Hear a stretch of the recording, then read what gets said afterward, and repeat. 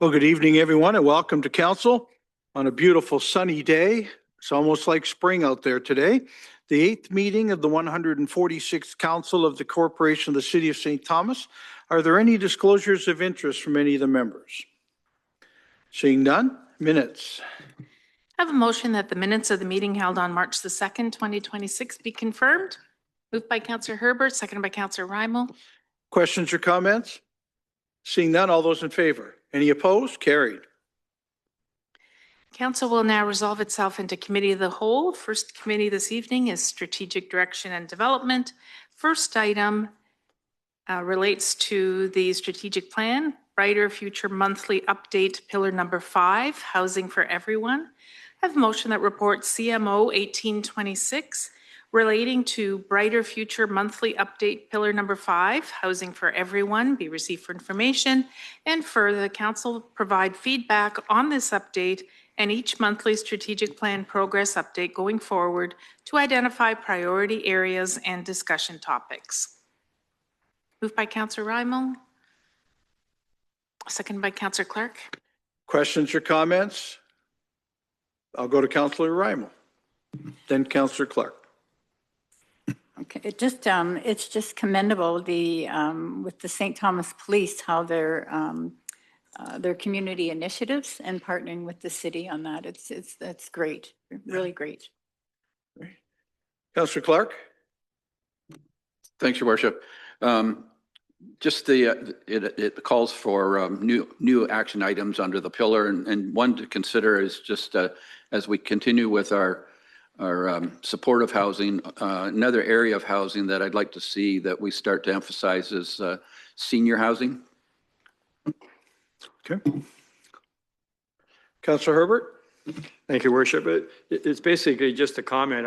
I really think we need to give comment to Taylor Mooney for putting this all together. The work that must go into this and the information for councillors and for people who are reading this online. Kudos to her. I mean, this is so informative and I really appreciate it. Keeps me right on top of everything, hopefully. So anyway, thank you to Taylor. And I'm sure she has a team that works with her, but kudos to Taylor. Well, thank you. Ms. Mooney, thank you for keeping Councillor Herbert right on top of things. It helps us a lot. Ms. Mooney, do you have anything you'd like to say about the report you've brought to us today? Yes, thank you, Your Worship. Just to reiterate the purpose of these reports, this is the second one that administration has brought forward, really just to focus on directions and outcomes and priorities from council. So less of an operational report, more strategic and forward thinking. And basically any feedback and discussion from council members will help inform staff work and priorities going forward. So thank you for that suggestion, Councillor Clark, and that's exactly the feedback that we're looking for as part of these reports.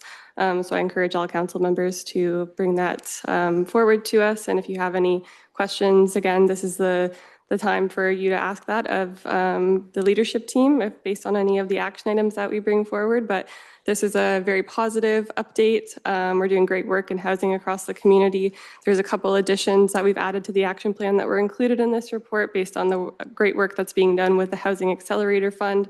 So yeah, just that's all I really have to say, but appreciate the opportunity to bring this information, and we'll have this going forward next month as well with a new topic. So thank you. Well, thank you. And that's going to be our plan, to look at strategic plan in the middle meeting of each month and talk about a different topic each time. But this one we've had a lot of conversation on. I see Ms. Nielsen is with us tonight too. We had the conclusion of our last 10-year report, and it's my understanding that sometime very shortly we'll be seeing the next 10-year plan that really will help solidify what we're talking about here from our strategic planning on housing also. Further questions or comments from any of the members? Seeing none, all those in favor? Any opposed? Carried. It's, I don't want you to get used to just accepting these reports and going, boy, are we ever good. This one is exceptional. Thank you very much. But this is our long-term strategic plan, so don't hesitate to come up with your own new ideas on it too. And I think Councillor Clark did with one tonight too. So perfect. Next item. Next item relates to a proposed zoning bylaw amendment for 115 Edward Street. I have a motion that report PD 1326 relating to a proposed zoning bylaw amendment for 115 Edward Street be received for information, and further that a public meeting be scheduled for April 13th, 2026 in accordance with Ontario Regulation 545/06 as amended. Moved by Councillor Clark, seconded by Councillor Gibson. Questions or comments? Seeing none, this is the PV property that has been closed for just a couple of months, and we have a great tenant that's going to move in there and so zoning needs to be changed on that. So the public meeting will take place on the April 13th, and we'll be happy to hear from all of the public on that night. Any further questions or comments? Seeing none, all those in favor? Any opposed? Carried. Next item is notice of a decision from the Committee of Adjustment regarding minor variance at 232 Elm Street, and that was to permit a minimum of 1 parking space per dwelling unit totaling 25 spaces, whereas the zoning bylaw requires a minimum of 1.25 parking spaces per dwelling unit totaling 32 spaces. No further items, Your Worship, unless there are any items from the members for this committee. I don't see any. Moving to community engagement and services. First item relates to adult day program options. I have a motion that report VV0126 relating to adult day program options be received for information. Moved by Councillor Baldwin-Sands, seconded by Councillor Taylor. All right, questions or comments? And City Manager, can I count on you on helping fill in this? I know Mr. Carroll can't be here tonight, so to explain what has come back to us. This is maybe the first of the return of unfinished business. So did you want to lead us off, City Manager, or do you want me just to ask questions? Sure, Your Worship. Through you, I can present very briefly on the report. I regret that Mr. Carroll is away tonight. He has had an illness, so I would likely be taking questions back to him for further report. This report summarizes various options if funding becomes available, and it presents ideas and costing of various items we could do to expand the adult day program. However, until a provincial announcement is made with funding details, it's subject to change. But this was to demonstrate that the city does have a level of preparedness when it comes to possible funding announcements. Okay. Councillor Baldwin-Sands and then Councillor Herbert. Thank you very much for this report and for that update, understanding that we will need senior levels of government support before we move forward. It talks in the report about requesting RFPs out in the community. How will that be communicated out to some of our current community partners and potential community partners should this go forward? City Manager? Sure, through your worship. In the event that funding is announced, the city would conduct a probably robust communications initiative to ensure that we're engaging with all of our local partners. And we would also issue the RFP through our online bidding system through bids and tenders, which ensures that all of our contractors are able to bid. Councillor Herbert? Thank you, Worship. I was looking at the physical expansion of our current site. When they talk about accommodating 10 clients per day, is that 10 new beds?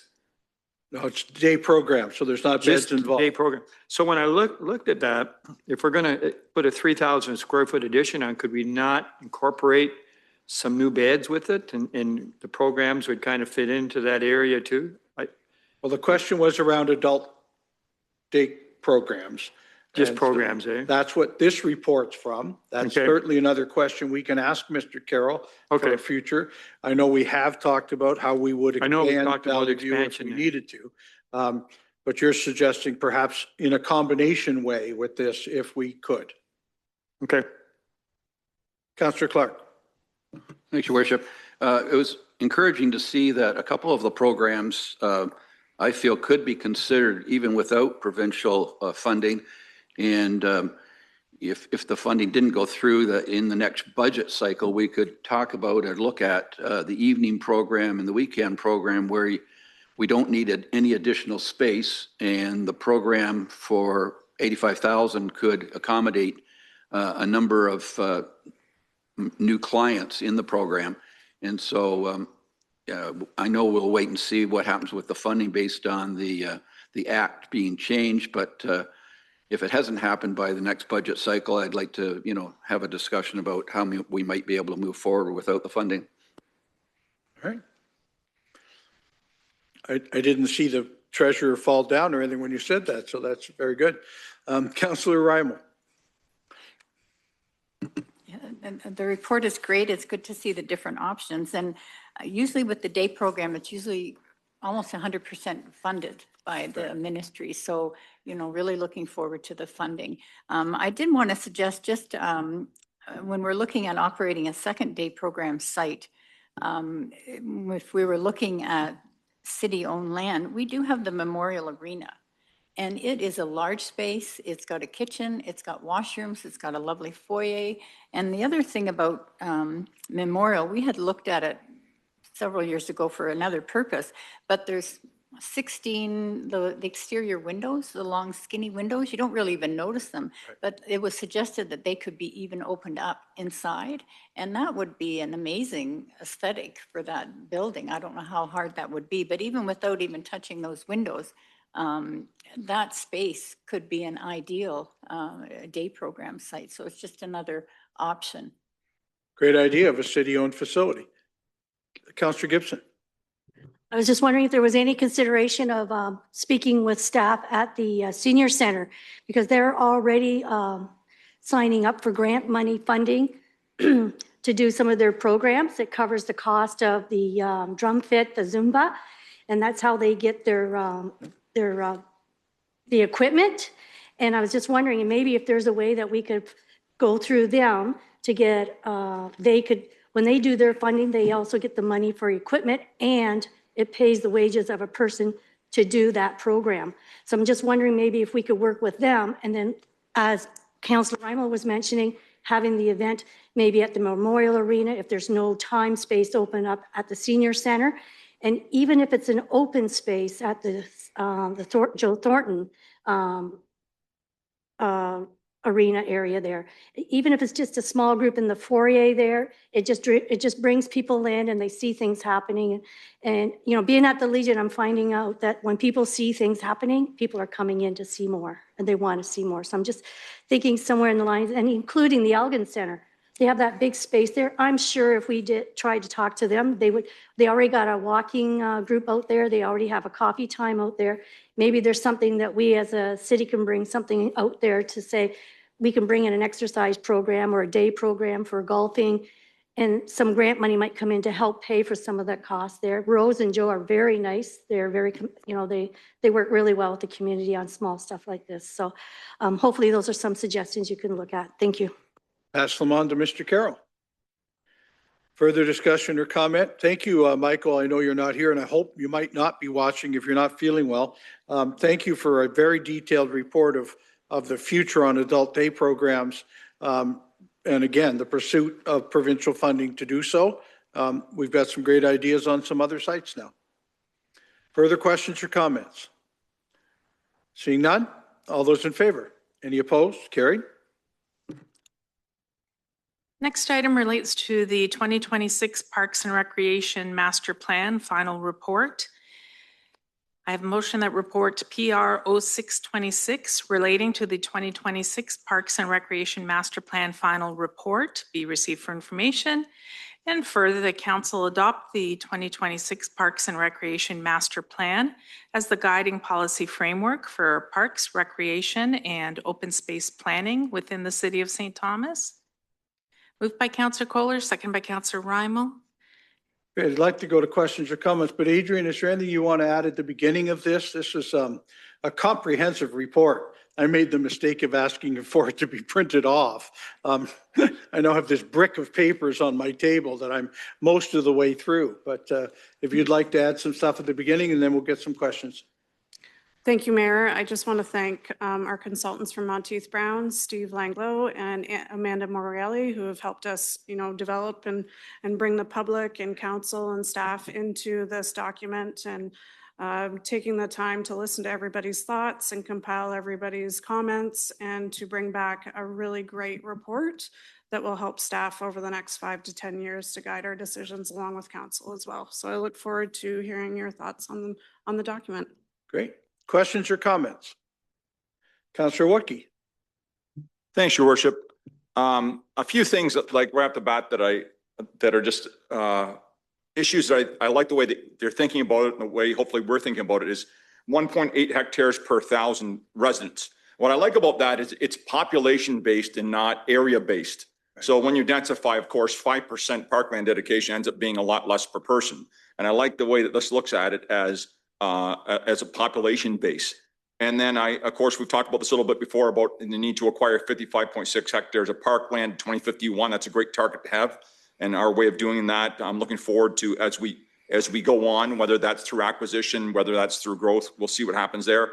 And of course, trail expansion and connectivity remain key priorities. And I think that if there's anything we get positive feedback on a regular basis, it's trails and keeping, people being outside and active. And I trust that will still be a major area of focus over the next 20 years or so. And so, rah, I love this stuff, and we're moving in a positive direction. Great. Councillor Herbert. Thank you, Your Worship. Thank you for the report. Obviously, a lot of work went into it with the consultants and things. And my comments would be about we always talk about the community center. I've been here in my eighth year now. We've had so many reports from Parks and Recreation talking about the community center, but I really think we need to get serious about it. We've missed two multi-million-dollar grants because one, we don't have a location. Two, we don't have what we want in it. Councillor Herbert? Yes? That's the next report we're going to talk about. Oh, is that in the the next? master plan? But that's in this report here now. No, 11B next on your agenda. This is 11A, Parks and Rec Master Plan Final Report. Yep. The one after it is the Community and Aquatic Center feasibility. Oh, you want it in there? Okay, I just put it because there Well, we have were it separate. there were references to it. Right. That's okay. I'll wait till then. Thanks. Councillor Reimel? Thanks. It's great to have this comprehensive review for all abilities, and the city is very fortunate in the number of parks and trails that it has. It's great. It is interesting where they do suggest that we have a downtown parks and rec master plan. So that's something, we could look at in the future. But it's good to have a roadmap. I just, I'd hate to have too many recommendations because it is hard, but it's encouraging to see how many recommendations you actually acted on in the past plan. So good job, and it's a great plan to have. Further questions? Councillor Clark? I just would comment similar to Councillor Reimels. I found it interesting to see that the reaction from a number of sources that, we always hear about trails and we always hear about pickleball, but there was a number of new things there that with the changing demographics in the city, that different types of fields and different types of activities that people are wanting as they come to St. Thomas that they've had in other jurisdictions that we don't have. So this 25-year plan is going to be a good roadmap as we develop our tax base over the next 5 to 10 years to afford a number of these projects. So I think the idea is that we're not going to be able to get all this done in the next 2 or 3 years, but we've got a roadmap, and as we can financially afford these things, we'll be able to move forward on a number of exciting projects. Adrian, I was going to ask, I know that we've had a pretty solid master plan coming to this point, but as we've grown so much in our community over the last 3, 4, 5 years, we've had to redo master plans on a lot of events, transportation master plans, housing master plans, now Parks and Rec master plans. But if I look back at what we've accomplished in that period of time, we followed that plan and we used it each year from a budgeting point of view. And if one year we weren't able to do it, it went into the next year's budget. Is that and this is a long way out. I don't want you to predict where your budget's going to be in 20 years or even in 10 years. Yes, get approval from the treasurer. That's perfect. Yeah. But that's really the purpose of us doing this, not just master planning in the sense that we know what the plan might look like, but that we can also gauge out our spending over a longer period of time and know when we will have the debt ratio to do things or when we'll be able to, and within a year or two, put it into a annual budget. Yes, thank you, Mayor. Additionally, it gives us the chance to hear from voices that we may not have heard from and the changing demographics, as Councillor Clark mentioned, within the city, such as, you know, looking at different types of sports fields like a cricket field versus another baseball diamond, where baseball diamonds are needed, but we need to also be able to meet the demands of the changing city, the growing city. And so I'm grateful to have such a plan in place that can guide us from the public's perspective. They know what we have to look forward to, and we can work towards incorporating those in future budgets. Perfect. And I know I bothered you over the weekend about an idea a citizen sent to me about a chess complex. It's 4 or 5 permanent chess tables in Pinafore Park or in one of our parks. So I'll keep throwing ideas at you, and please their mind if you accept them. Go ahead. Thanks, Your Worship. Just a logistics question for the city manager. When we get these master plans and we accept the master plan, but we've already got a strategic plan that's on the go and in process, what's the plan from the leadership team to how do we start to fold in? Do we modify the strategic plan as we're going to fold things in? Do we wait until we have 2 or 3 master plans done and then we do that as a more consolidated exercise? How do you see this going forward? Assuming we say yes to this, how do these things go forward in your mind over the next whatever time, and how are you going to make that work? Thanks. City manager? Yeah, through your worship to Councillor Wilkie, that's a very good question. The completion of a lot of these plans were actually key performance indicators and action items of the strategic plan. I think from there, the leadership team pulls out some of the key recommendations and then adds them as action plan items to the strategic plan as we move forward. So we pull some of these items out and we see how they fit within the strategic pillars and add them to our action plan items, which are then brought forward to council on a monthly basis and then subsequently on an annual basis as well. Further questions or comments?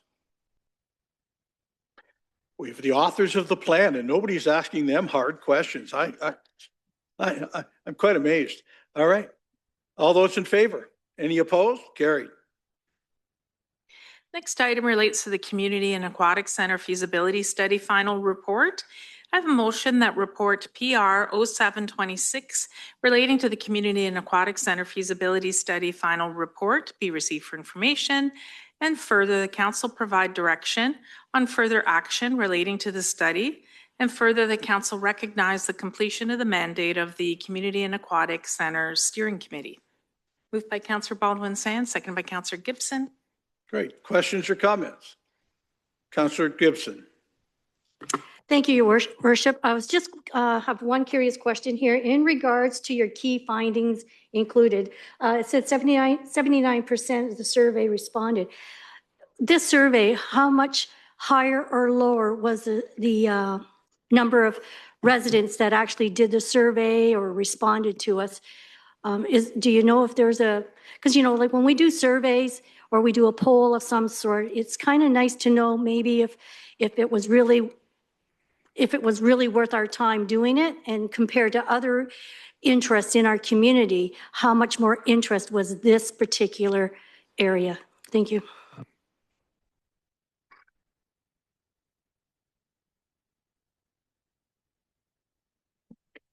See, I told you there'd be hard questions. They were saving them up. Thank you, Your Worship. To you, Councillor. I can't speak specifically to how this relates to other municipal initiatives, but I can tell you how we consulted and how we interpreted that level of input. So there were over 2,700 surveys that were completed for this study. This was a combined survey that we had the benefit of going out to the public to talk about Parks and Recreation Master Plan items and Community and Aquatic Center items. So the survey did a lot of heavy lifting for us. It covered a lot of ground for your residents. We're very pleased with that level of response with 2,700 really families and households within your community responding to that. It provided us with a great level of depth and detail. Let us know what those priorities are, what's working well, what could be improved. Now that was really supplemented by a host of other engagement activities, in person, virtual, talking with your stakeholder groups, having some open houses as well. So we've tried to circle the wagons there, but it's a level of response that we're quite pleased with. We would not even get that level of response in many much larger communities.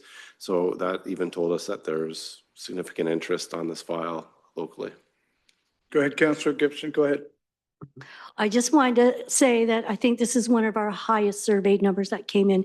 If I'm not mistaken, one other survey we did was just at 2,400. So thank you to the community for responding and letting us know, because we really definitely don't know what to put out there for our ratepayers and what they're wanting in the area. Sometimes what we want is not always what we should have, but it's good to see the feedback, and I certainly appreciate everyone responding. Thank you. I'm going to go to Councillor Herbert because I cut him off the last time. No, you were Forgot. I fine. should have gone to you first. I was just jumping ahead. Anyway, thank you. Yes, in regards to the report, I started to say I have 2-3 concerns about what we should be doing here. We have 2 options now, which is great in the report, but and there are suggestions what we need, but we really need to find a location. We have to be ready for the grants, because if I recall, we had 2 grants over the last 2 or 3 years giving us, and we weren't ready. So we need to know, we need to do something. We need to get serious about doing something. And according to the report, it's up to council now to move this forward. I'm happy to say we need to move it forward. I don't want to find out tomorrow there's a $50 million grant and we're not ready. And we need to decide what we want and get some preliminary drawings made up, because that's what they require to receive the grant, location and drawings of what you want. So anyway, it's great we're moving forward, but I think we need to move forward quicker than we've been. So anyway, thank you. Well, thank you, Councillor Herbert. That was the reason for the steering committee that was out there, was so that should another level of government come forward with funding, we would be ready. This is a step along the way to readiness. It's the best I think we can do at the moment. So I thank the report. It's very detailed and gets us there. Councillor Clark? Thanks. Further on in the report, it talks about doing a further study in terms of analyzing the finances and looking at partnerships and sponsorship, a comprehensive report. And I was just wondering, based on Councillor Herbert's comments, which is very true, to be ready, we have to have a number of things in place. How long that study would take? How long would we be able to have the management team pull together the data that needed for us to make an informed decision? Okay, I was going to speak to this at the end, but I'll give a little bit now. It would be the mayor's intent that this be the committee of the whole now, that we do it all with all of us. But we need to start including our treasurer and the ability to spend in our community, and with our management team, with our city manager, to also talk about location, size of location, where might that be. But I'd like us to not do it with a separate committee, more of a committee of the whole. So in a quick conversation I had today with the city manager, I'd like to make it like we just did with housing, what Ms. Mooney presented to us from the strategic plan. This was also a part of our strategic plan under recreation. And so I'd like us to take that opportunity within the next couple of cycles of this group to meet on this report with a great deal of detail from our treasurer, from a potential spending point of view, and what might be available out there for us to do, depending on what levels of government the provincial and federal government may have to offer to help us support that. We see some pretty big numbers in here, folks, and it could not be done tomorrow based on our own spending. So we'll need to, this group, decide where's our level of tolerance. Thank you. Councillor Baldwin-Sands, I saw your hand. Thank you very much. Well, in a few minutes, I will no longer be chair of this committee once it's absorbed as the committee of a whole. Right. So speaking as the long-term chair of this committee, both consultant reports we are seeing tonight project to move forward by the citizens and the public consultations on the Aquatic Community Center, the results for me have been very clear for a very long time, not just this term of council, not just the previous term of council, but going back, predating the 2006 to 2014 time on council. 80% of the public are supporting this, as identified on page 32. I agree with the opinions that are being bantered about, that $100 to $150 million for this project, and also identified on page 363 that $93 million is proposed for the pool, the change room, and administration facilities. For many years that I've been advocating for this project, I am realistic. I know the costs and potential impacts from many years of meetings on this subject. That is why I've been advocating for this group to have a chance to review the Uxbridge project. I've circulated it previously to council and to city staff, and I can circulate it again. With only 13 months from start to completion, a substantially lower price tag of 17 million, senior government support of 7 of that 17 million for the bricks and mortar, I have been requesting as the chair of that committee that this come to the consultant, and it's sprinkled in this report, I'm very glad to say. In addition, I have taken the best practices of other communities, including proposing legacy projects, endowments, sponsorships, donations, contributions, partnerships, including private sector and long-term tenancy partnerships, Thames Valley District School Board, emergency services, training, etc. And they're listed on page 93 of this report, is to also invite neighborhood municipalities to partner on a more regional approach. And if you look at page 239 again, the anticipated population growth of the area of the donut is 133,660 by 2050. I also like on 239 how they talk about community-based programming, making sure that it's sustainable and it's climate change ready, it's accessible, and introducing things such as geothermal to help reduce costs. I appreciated all of those conversations that I've been having with people. Private funding could close the gap. Naming rights and generating other income, short-term and long-term, should also be explored by this new larger committee. Adding the gaming money, which we have proposed in the past, I understand from talking with the treasurer that that money for 2025 is available, and it sits around $100,000, which may be enough for us to get the proper plans done for the future.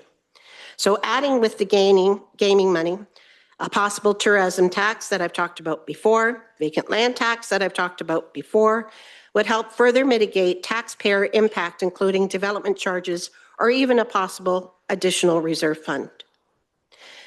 These would be decisions of this and future councils and must remain a capital front burner issue. I would like to see it come forward at capital budget presentations and include it formally in ongoing financial framework proposed in this report. In addition, I formally request that this report go to the reference committee, but you have already done that, sir. And we as council explore these options, including the Uxbridge option, before shelving the project for many more years due to budget restrictions. I am also recommending we invite Uxbridge City Councillor Zed Pickering, who spearheaded this Uxbridge project as a single source city project only after a consultant report was presented to Uxbridge Council.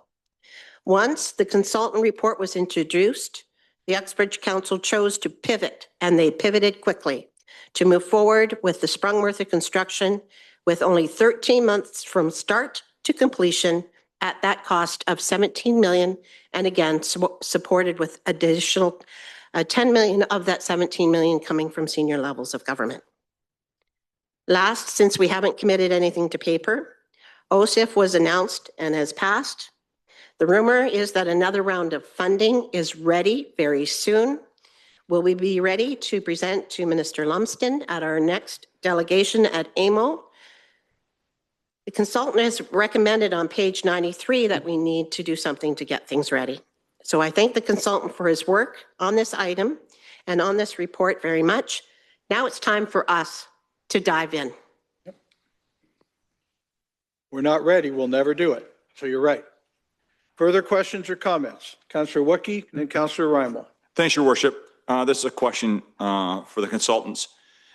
I'm not asking for you to tell us what to do, but in your experience of other municipalities who have done this and are in a similar situation as us, kind of what in general are the order of the next steps as far as you see? Like, and because you won't be here when we start talking about this in more detail at a later time, perhaps. Maybe. And like I would suggest that perhaps we need land first, but I don't know. I could be wrong. I've never done this before. So any kind of feedback on what other people have done, given where we're at right now, would be very helpful for me personally, for sure. Thank you.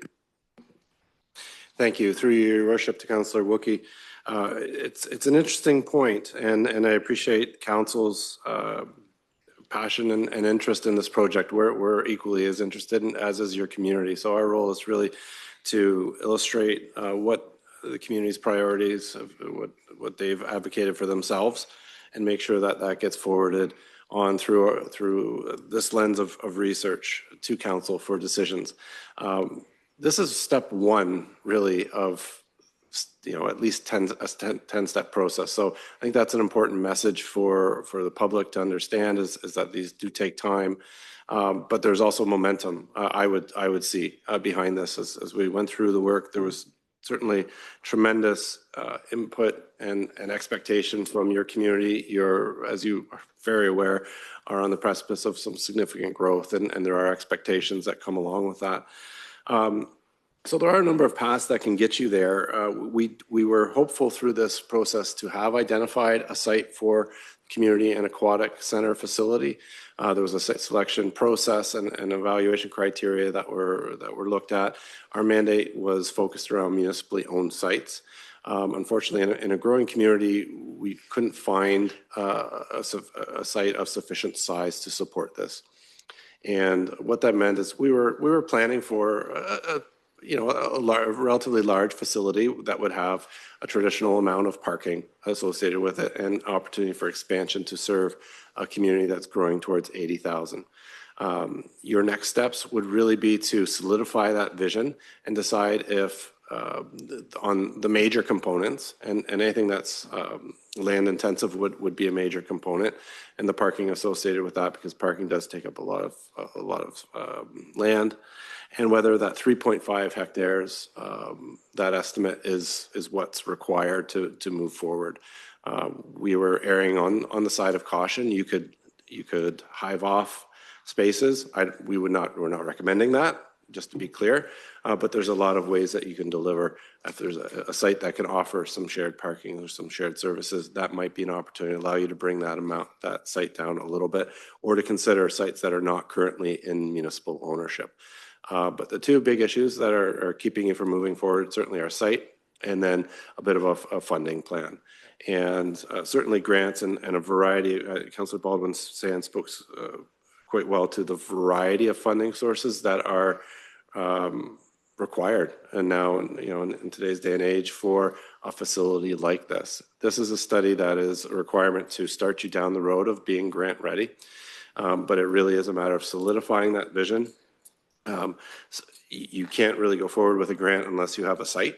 So we see that as being necessary, and understanding how this fits within your broader financial plan for the city. Section 7, I believe, of the feasibility study does speak to other steps along the way. Again, we're at the infancy, but securing that site, applying for grants, lining up your partners are all a big part of that. Follow up. Thank you. Now, I know we've talked about the Parks and Rec Master Plan and now this, given our current city boundaries, and I hope I'm not going to infuriate any of our neighbors, but if there was a boundary adjustment at some time and we end up with other land that is primarily not urban at this time, and let's say we wanted to put in another destination park. So this says, I apologize, not specifically with this report, but our growth in general. How would we go about if somebody said, okay, here's this land and we want to put a park there, like a large park, like Pinafore Park, like a destination park. What do people do in that regard? I don't know if you have any experience in this, Steve, or any like, is this would we do a secondary plan for the new area? Would we like, how would we go about managing a situation like that? And I have no information, of course, whether that's going to happen, but while you're here, it'd be great to hear what you have to say about that. Thank you. Steve? Thank you, Your Worship, through you to Councillor Wookie. Again, a lot of paths. I think that paths that can lead you there. Land is certainly a constraint that we identified through this process. And we recognize that larger, and this has been, if we look at a lot of other municipalities, they've had to, the reality of service facility provision is they have to go where the opportunity lies. So often that is at the periphery. We did hear from, when we talked about location in general with your population, the theme was central. Now, what does that mean in a city of your size? I'll let council really interpret that. But you do have many services that are currently kind of centralized, and that way, there's a feeling that no one's left out. They all have to they all have the same opportunity. But in terms of future planning, I think that would be an item really your planning department can help direct on. It's a matter of looking where that opportunity is.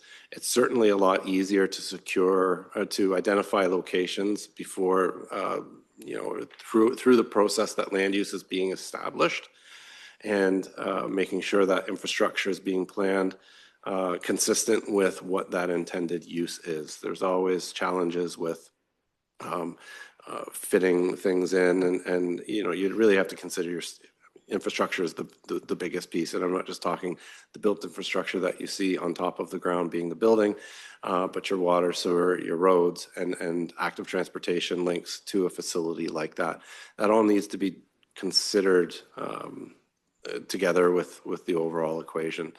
So, I think it's part of why these processes do take the time that they do.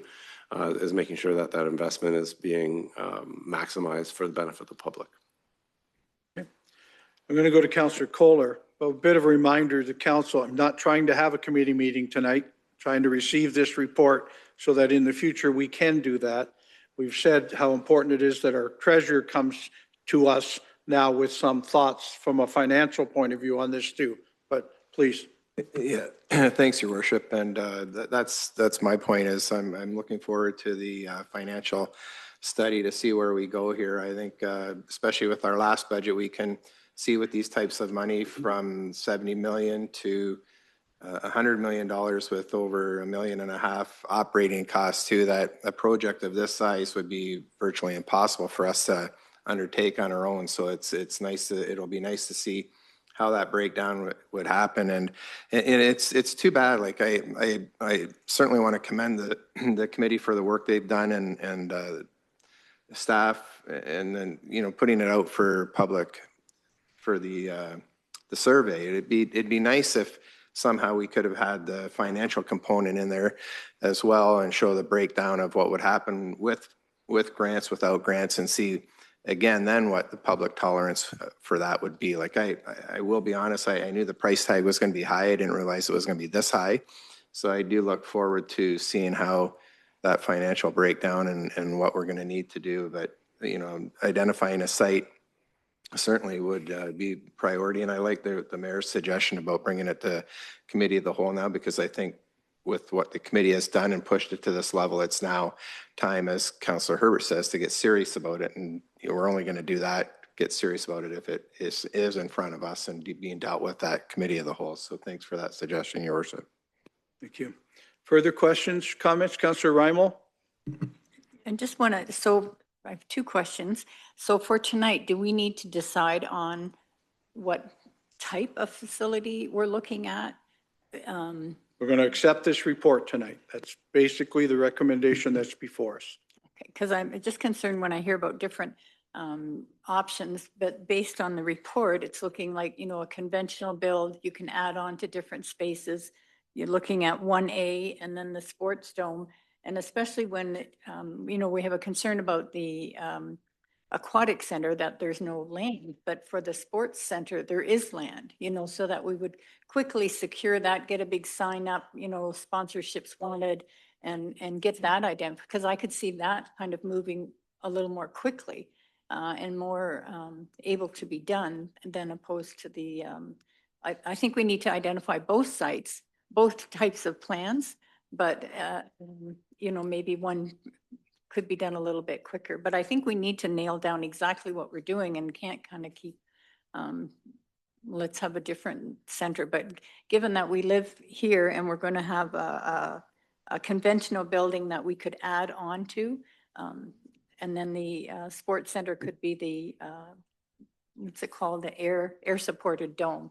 And it would be like a standalone thing. But anyway, I look forward to continuing with it, but we don't want to keep discussing options all the time. I think we need to kind of nail down a specific type. Great.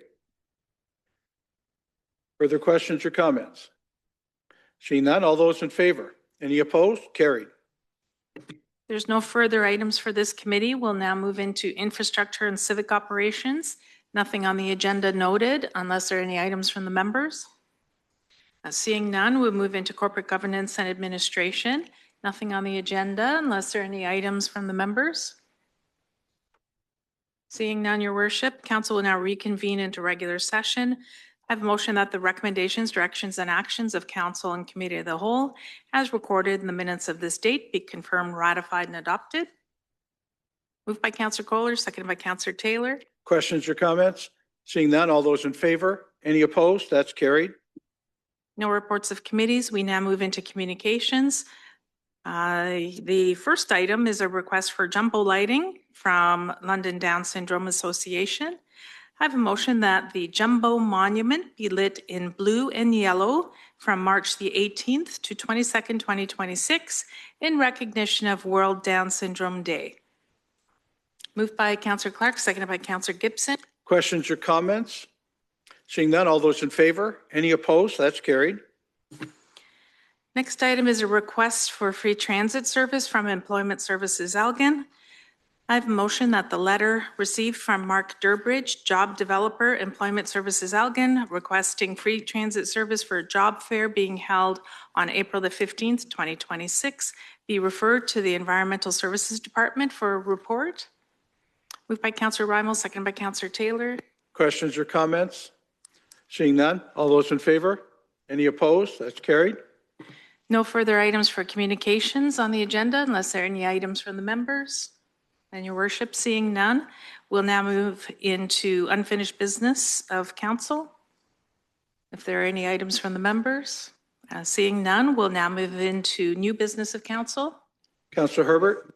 Thank you, Worship. This is just a question. You might answer it, or our treasurer might answer it, Adam might answer it, but we all realize that the price of oil has gone up over $100 a barrel, and gas is going to up 25, 30 cents a gallon. Will that have a major effect if it goes for a long time on our roads department budget? And if it does, how do we compensate for that big change in price? I don't know if you want to take it or Adam. Well, I'll take it and say push Mars. Look, we've been through this before, Councillor, and we recognize that sometimes this will happen. We have a bit of contingency built in, but I'll let the treasurer answer the question. Thank you, Your Worship. It's a fair point to raise. I don't know that we've done that kind of analysis to determine our budget sensitivity for that item. I imagine it'd have some sort of impact, but I wouldn't characterize it as major, just given within the context of total expenditures at the city. I'm not sure that would raise too many flags through the budget process, but we will have to do that analysis for 2027, and potentially in one of the variance reports, we could touch on that subject as well.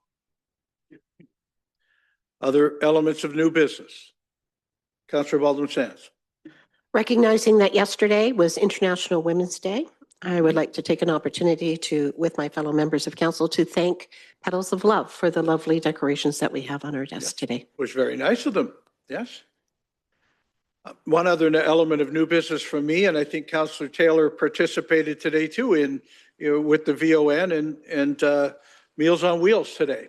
What a nice day to finally get outside and be out doing something, but it was a great piece to see, and delivering other people's grocery goods today at lunchtime. So thank VON for that opportunity today too. And I know they thank Councillor Taylor for the excellent work he did too. Councillor Clark. Did everyone get their desserts? Are you suggesting Councillor Taylor went through the boxes and took stuff out? I can't believe you'd say that about him. No, I'm suggesting maybe someone else did. Oh. No, I can't recognize Councillor Clark anymore today. No. Next item. Your worship, next order of business is public notice. Notice is hereby provided that administration intends to introduce a report at the March 16th, 2026 council meeting requesting approval of an increased capital expenditure relating to a 49-space childcare center project. Great.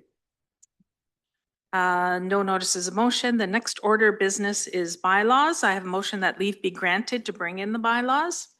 Moved by Councillor Kohler, seconded by Councillor Clark. Questions or comments?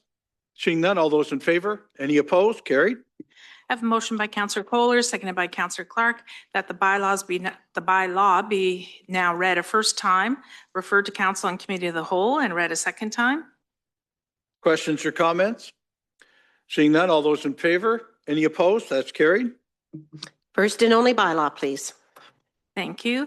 First bylaw and the only bylaw is a bylaw that to confirm the proceedings of the council meeting held on the 9th day of March 2026. Questions or comments?